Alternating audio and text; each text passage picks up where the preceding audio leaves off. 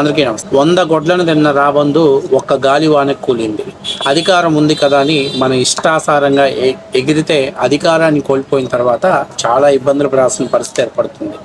ఈరోజు MLC అనంతబాబుని Rajahmundry court నుంచి బయటికి రావటంతో కాకినాడ పోలీసులు అరెస్ట్ చేసి అతన్ని సర్పవరం పోలీస్ స్టేషన్కి తీసుకెళ్లారు. ఇక అసలు వివరాల్లోకి వెళ్తే మీ అందరికీ తెలిసిన విషయమే. రాష్ట్రంలో సంచలనం లేపినటువంటి అతని దగ్గర పనిచేసినటువంటి దళిత డ్రైవర్ సుబ్రహ్మణ్యాన్ని అత్యంత పాశవికంగా కొట్టి చంపేశారు. అప్పట్లో ఇది హత్య అని చెప్పేసి పెద్ద ఎత్తున దళిత సంఘాల నాయకులు ఉద్యమం చేశారు. దాని ఫలితంగా అప్పటి ప్రభుత్వం అప్పట్లో దీని మీద పూర్తి స్థాయిలో విచారణ చేయించి అప్పట్లో ఎమ్మెల్సీ అనంతబాబు దీంట్లో కీలక పాత్ర పోషించాడనేటువంటితో అతన్ని అరెస్ట్ చేయించి ఆ తర్వాత ఈ కేసుని కొన్ని లుసుగులు డొల్లతనం ఆధారంగా ఆయన మీద ఏదైతే 30 రోజుల్లో మళ్ళీ ఛార్జ్షీట్ నమోదు చేయకపోవడంతో ఎమ్మెల్సీ అనంతబాబుకు బెయిల్ రావడం జరిగింది.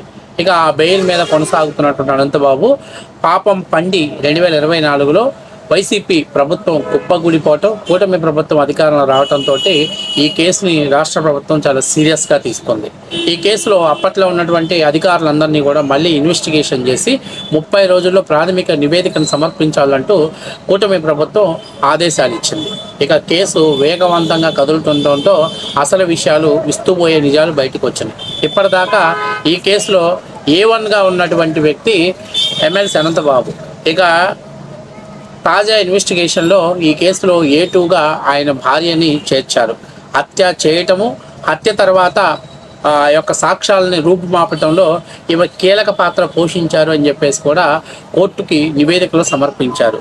అయితే తాజాగా మరొక కేసు ఇక్కడ నమోదైంది. ఏంటి ఆ కేసు అని అంటే, ఏదైతే ఈ కేసు వేగవంతం అవుతుందో ఈ కేసులో నుంచి మన అనంతబాబు బయటపడటం కోసం ఎవరైతే ఈ కేసులో సాక్ష్యాధారులుగా ఉన్నారో శివప్రసాద్, మణికంఠ, వెంకటేష్, పవన్, ఈ నలుగురిని ఎమ్మెల్సీ అనంతబాబు మీరు కోర్టులో నాకు ఫేవర్గా సాక్ష్యం చెప్పాలి, అలా చెప్పినట్లయితే మీకు ఒక్కొక్కరికి 4 లక్షల నుంచి 5 లక్షల రూపాయలు డబ్బులు ఇస్తానని, లేకపోతే చంపుతామని బెదిరించారు. సో దీని మీద అంటే ఎవరైతే సాక్షుల్ని ప్రభావితం చేస్తాడు, ఎందుకంటే ఆయన బెయిల్ తీసుకొని బయట ఉండి సాక్షుల్ని ప్రభావితం చేశాడు కాబట్టి దీని మీద సర్పవరం పోలీస్ స్టేషన్లో మరొక కేసు నమోదైంది.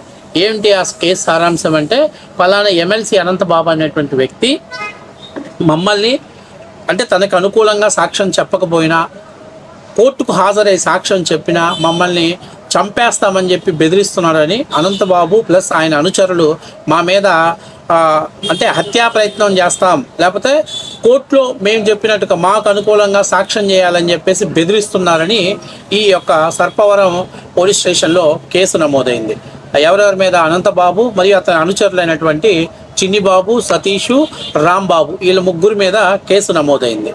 ఇక ఇది రాష్ట్ర వ్యాప్తంగా హల్చల్ అవ్వటంతో దీని మీద కాకినాడ ఎవరైతే ఏలూరు రేంజ్ ఐజీ గారు దీన్ని సీరియస్గా తీసుకున్నారు.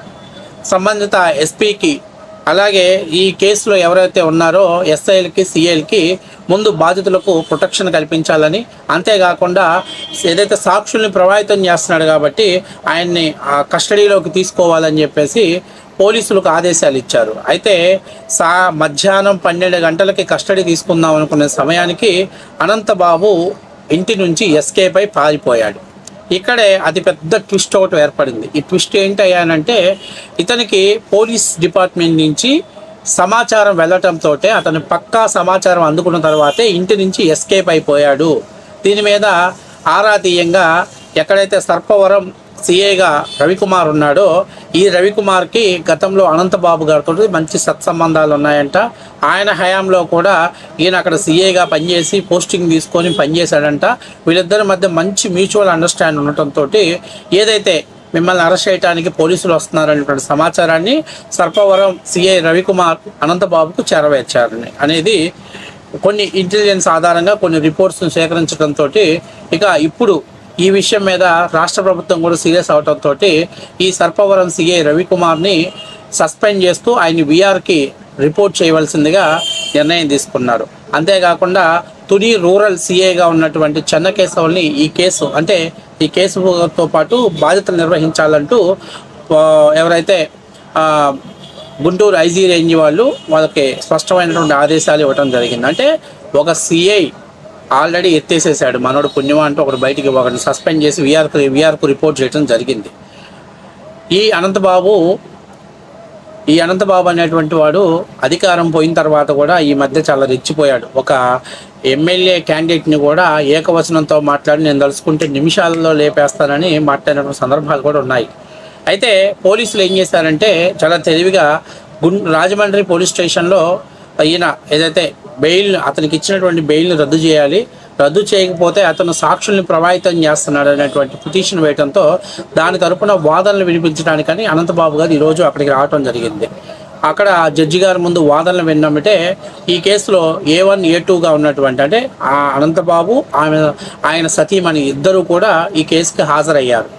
కోర్టులో వాదనలు వినిపించి బయటికి రాగానే ఒక్కసారిగా పోలీసులు అతన్ని చుట్టుముట్టి అతన్ని అరెస్ట్ చేసి కాకినాడ పరిధిలో ఉన్నటువంటి సర్పవరం పోలీస్ స్టేషన్కి అతన్ని తీసుకెళ్లారు. సో ఈరోజు మళ్ళీ వైద్య పరీక్షలు చేసి మేజిస్ట్రేట్ ముందు హాజరుపరిచిన తర్వాత అతనికి ఇచ్చినటువంటి బెయిల్ రద్దు చేస్తారు. ఎందుకంటే అతను బెయిల్ ఇవ్వటం ద్వారా బయటకు వచ్చి బాధితుల్ని బెదిరించటము, తనకు అనుకూలంగా అనుకూలంగా సాక్ష్యం చెప్పమనటము, నయానో భయానో డబ్బులు ఇస్తామని బెదిరించటం, ఇవన్నీ కూడా బెయిల్ పొందినటువంటి వ్యక్తికి ఉన్నటువంటి విరుద్ధమైనటువంటి అంశాలు కాబట్టి ఖచ్చితంగా న్యాయస్థానం కూడా అతన్ని రిమాండ్కు అంటే అరెస్ట్ చేసి జైలుకు పంపించడానికి, అవసరమైతే ఇన్వెస్టిగేషన్ పూర్తిగా సహకరించడానికి పోలీసులకు రిమాండ్ ఇచ్చేటువంటి అవకాశం కూడా కనిపిస్తుంది. సో ఇప్పుడు ఏదైతే అనంతబాబు అనేటువంటి ఒక వ్యక్తి తన దగ్గర పనిచేసేటువంటి ఒక సామాన్యమైనటువంటి దళిత డ్రైవర్ని చంపేయడంతో పాటు డెలివరీ చేయడంలో కీలక పాత్ర పోషించింది వైసీపీ ప్రభుత్వ హయాంలో. అప్పట్లో ఏదో తూతూ మంత్రంగా ఆ సంబంధించినటువంటి సిఏలు పోలీసుల చేత తప్పుడు ఇన్వెస్టిగేషన్ చేసి 30 రోజుల్లో ఛార్జ్ షీట్ ఫైల్ చేయకుండా చేయడం వల్ల అతనికి బెయిల్ మంజూరు చేశారు. ఇది వాస్తవ విషయం. అంటే గతంలో ఉన్నటువంటి పోలీసులను కూడా దీని మీద పూర్తి స్థాయిలో ఇన్వెస్టిగేషన్ చేయాలి అనేది ఒక డిమాండ్ ఇప్పుడు దళిత సంఘాల నుంచి వినిపిస్తుంది. ఎందుకంటే వాళ్ళు ఆ రోజు 30 రోజుల ముందే ఛార్జ్ షీట్ కానీ ఫైల్ చేస్తే అసలు అనంతబాబుకి ఈరోజు బెయిల్ వచ్చేది కాదు. కావాలని అతనికి బెయిల్ రప్పించడం కోసమే వాళ్ళు వ్యవహరించారు. కాబట్టి అతను బయటికి రావటం, అక్కడి నుంచి మళ్ళీ అతను కోర్టుకు వెళ్లకుండా, వాయిదాలకు వెళ్లకుండా, విచారణకు హాజరు కాకుండా తప్పించుకోవటము, ఇప్పుడు తాజాగా సాక్షుల్ని బెదిరించటము, ఇలాంటి కారణాల వల్ల అతనికి ఉన్నటువంటి బెయిల్ రద్దయి ఇప్పుడు బొక్కలోకి వెళ్ళిపోయాడు. ఇది వాస్తవ విషయం. సో మొత్తం మీద పోలీసుల నుంచి గత ప్రభుత్వం అంటే అంటాడే బిడ్డ చచ్చినా పురిటి కంపు చావలేదన్నట్టు ప్రభుత్వం పూర్తిగా కోల్పోయినా కూడా పోలీసులు మాత్రం ఇంకా వైఎస్ఆర్సీపీ పార్టీకి చాలా పెద్ద ఎత్తున ఊడిగం చేస్తున్నారు. అలాంటి పోలీస్ ఆఫీసర్స్ని, అలాంటి పోలీస్ అధికారులని ఒక కంట కనిపెట్టాల్సిన బాధ్యత రాష్ట్ర ప్రభుత్వం మీద ఉంది. ఎప్పటికప్పటికి వాళ్ళని విఆర్కి పంపించడమో, సస్పెండ్ చేయించడమో, అవసరమైతే ప్రైవేట్ కేసులు కట్టి వాళ్ళని జైల్లో పెట్టడం కూడా చేయాలి. ఎందుకంటే ఈరోజు చాలా చోట్ల పోలీసుల నిర్లక్ష్యం స్పష్టంగా కనిపిస్తుంది. చాలా విషయాలలో పోలీసులే కీలక పాత్ర పోషిస్తున్నారు. కీలకమైనటువంటి సమాచారాన్ని కూడా వాళ్ళే చేరవేస్తున్నారు. సో మొత్తం మీద అనంతబాబు ఎమ్మెల్సీ నుంచి జైలుకి వెళ్ళేటువంటిలో జరిగినటువంటి ఇదొక అద్భుతమైనటువంటి ప్రజాస్వామ్యబద్ధంగా జరిగినటువంటి ఒక జైలు యాత్ర అని చెప్పి అనాలి. ఎందుకంటే గతంలో జైలు నుంచి బయటకు వచ్చినాక సన్మాన సత్కారాలు చేశారు. ఈసారి సన్మాన సత్కారాలు చేస్తే మాత్రం కేసీపీడీ ఆడించడానికి ప్రభుత్వం సిద్ధంగా ఉన్నదనేది వాస్తవ విషయం.